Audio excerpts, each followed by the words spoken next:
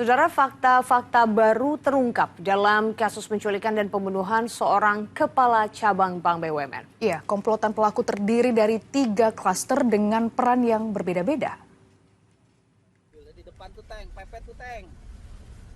Subdit Jatanras Direktorat Reserse Kriminal Umum Polda Metro Jaya terus menyelidiki kasus penculikan berujung pembunuhan terhadap kepala cabang bank di Cempaka Putih.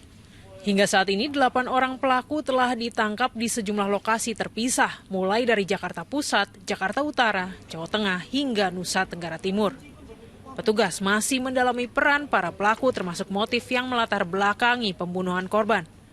Di tengah penyelidikan berlangsung, beberapa fakta baru mulai terungkap. Komplotan pelaku diketahui terdiri dari 3 klaster, mulai dari klaster pengintai, klaster penjemputan paksa atau penculikan, hingga klaster eksekusi. Terus klaster yang kedua ini ada di kita tuh yang 4 orang yang menjemput secara paksa ini. Klaster ketiga itu yang melakukan eksekusi. Eksekusi dalam hal ini dari data penemuan kami di lapangan ada dugaan oknum seperti itu.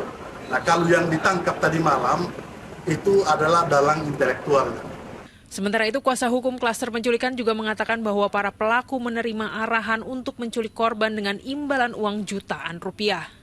Intinya kami dari keluarga, kami memohon maaf terhadap keluarga korban bahwa adik-adik kami juga menerima pekerjaan ini karena diiming-imingi sesuatu, karena ada tekanan ekonomi juga.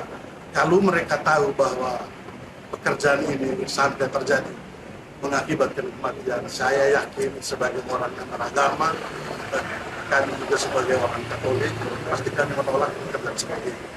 Sebelumnya korban diculik oleh 4 orang di Jakarta Timur pada tanggal 20 Agustus lalu. Keesokan harinya jenazah korban ditemukan di Kabupaten Bekasi, Jawa Barat. Tim Liputan 6 SCTV melaporkan.